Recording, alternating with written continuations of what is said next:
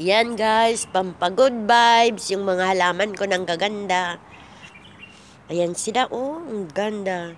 Ngayon, ipapakita ko sa inyo yung mga tanim na sari-saring gulay. Ito na sila, oh. Ayan, mga pichay, celery, kamatis, kahit maliliit, nagbubunga. Ayan, oh. Dwarf sila kaya ganyan maliliit nagbubunga. Ito yung sibuyas ko na mulaklak na. Ito yung talong ko, oh, mayroon ng mga bulaklak. Ayan, oh. Yan, ipakita ko sa inyo kasi pagkatapos ng hangin, kasi ang lakas ng hangin dito, guys. Ito ang resulta ng mga tanim ko. Ayan. Ayan. Yan sila, kamuti naman dyan banda. Nagtalbos na ako eh. At dito, syempre, yung sitaw na sipag mamung hanggang doon sa taas. Oh, ang dami. Ang dami. Oh. Ihintay ko kay Nida sana. Kaso nga lang, oh, titigas na sila, di ba, pag hindi pa kunin. Oh. Yung mga ano, ang maabutan niya, yung mga susunod. Kasi mayroong nagka-reserve sa kanya dito. Ayan, oh, kangkong. Kangkong hanggang doon sa taas, kangkong at kamote. Tingnan nyo, may okra pa lang, ang laki na.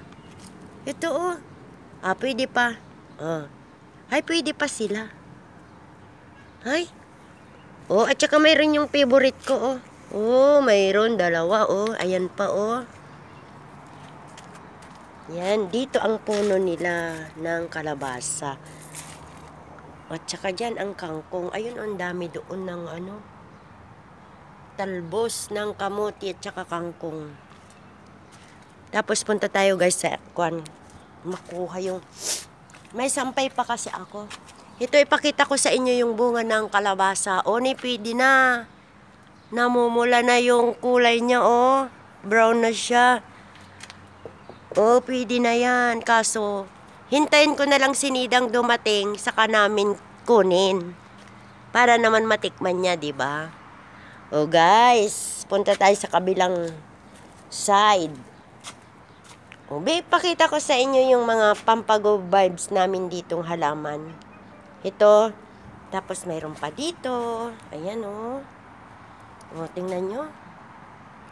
Ay, may pitsay pa pala dito. Oh, yan. Daming bunga. Marami akong pantanim. Yun, oh. Diba?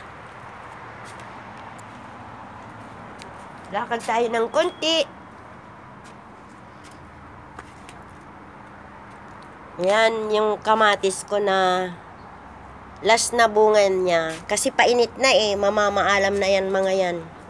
Ay, may flower pa, oh. Oh, mayroon pa yung mga talbos niyang bago. Pero marami pa siyang naibunga. Kasi nakatago, oh. Yan, oh. Tapos doon sa likod, oh, mayroon pa ang laki-laki. Yan, ito naman ang sunod na kamatis ko. Ito na yung gabi, guys. Diba? Nagkuha ako ng ano, oh, yan, malaki na sila. Pero ito, pinabago ko. Yan, mga bagong tanim na yan. Ayun. Yan sila. Ito yung mga hindi ko na kinalkal kasi para hindi na masaktan. O, yan, may sitaw pa dyan, guys. O.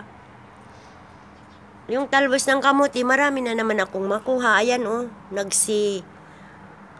Labasan na sila. Yung kalabasa, namamaalam na. Kasi siyempre, painit na. At saka, ang dami na niyang naibulaklak din. May katapusan din siya eh. Pero ang sitaw ko ay ito, oh, ni, marami pa. Marami pa siyang, may mga bulaklak pa, oh, ayan. Oh, di ba, guys? Bulaklak yan, di ba? Oh. Oh, sa taas mayroon. Itong okra ko rin. Hanggang doon sa taas-taas na, oh. Yan, mga sitaw, nakaano na sa taas. Ayan. Tapos meron pa dito guys na isang bunga ng kalabasa. Agi. Nandito na tayo sa ano. Ito tinago ko kasi siyempre mabigat. Ayan Kaya inino ko sa taas.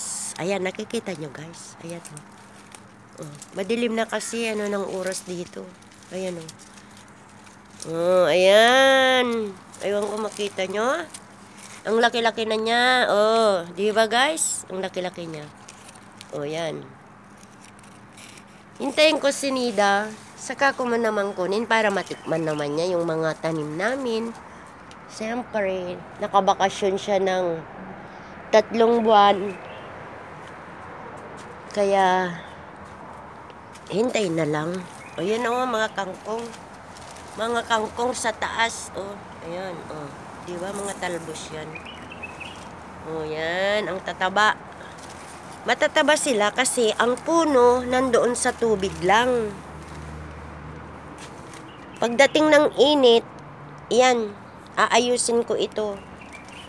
Gagawin kong bago na para maganda naman yung pagtaniman sa sunod na taon. Di ba guys?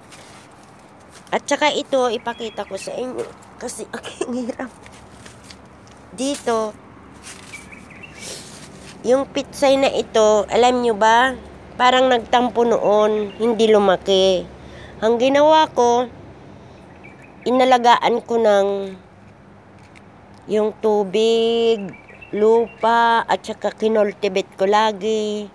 Ayan siya, Nagkaroon siya ng lakas at namulaklak din. Ayan siya guys, di ba? Kaya kung naaalagaan mo ang mga pananim mo, ayan sila, masaya. Parang tao rin, di ba?